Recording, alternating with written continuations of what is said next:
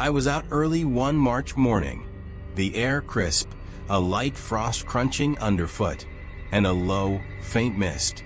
I walked often at this time as it allowed for a calm start to the day. I could see the field gate that leads to the lane which leads back to the village, when I heard a steady and consistent crunch along with my own. It sounded like though it was catching up, so I stepped to the side to allow the fellow early morning enjoyer room to pass. No one came. I looked, but there was no one there. I got a cold shiver, as if someone had just walked over my grave. I could have sworn I heard footsteps approaching. I turned back and continued towards the gate. The sound behind me returns. I look over my shoulder, but still, I can't see anyone there. The mysterious pace quickens, sounding like a slow jog.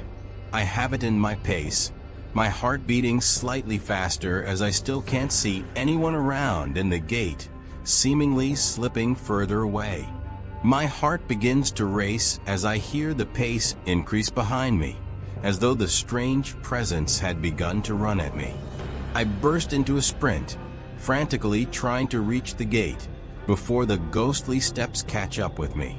It's as if they're right behind me, so close they could reach out and grab me.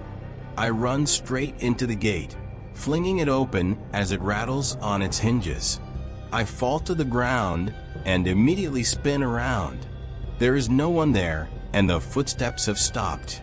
I take a moment, my lungs burning from the frantic inhalation of the cold morning air, my eyes streaming and my nose running away from me. Now the morning silence, suddenly pressing and heavy, felt even colder. I scramble to my feet and dust myself down. Shaken, I head back down the lane and into the village.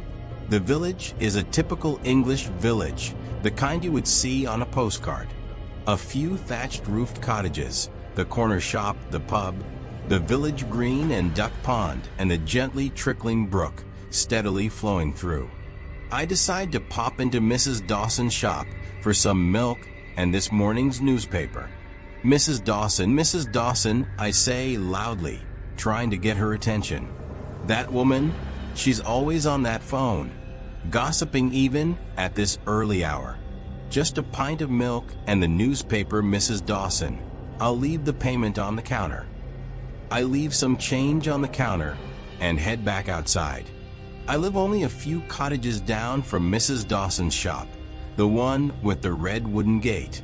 As soon as I step through my gateway, I just about leap out of my skin. The neighbor's cat haunching its back, hissing and spitting viciously at me. As if this morning hasn't been bad enough already. The cat darts into the shrubbery, and after its warm welcome, I hurry inside. Tea, toast, and a flick through the paper should help put me at ease. I put a pot of tea on the hob, set the toaster, and sit down to read the headline. Like anything ever happens in the village. 4th of September? That can't be right. Must be a typo.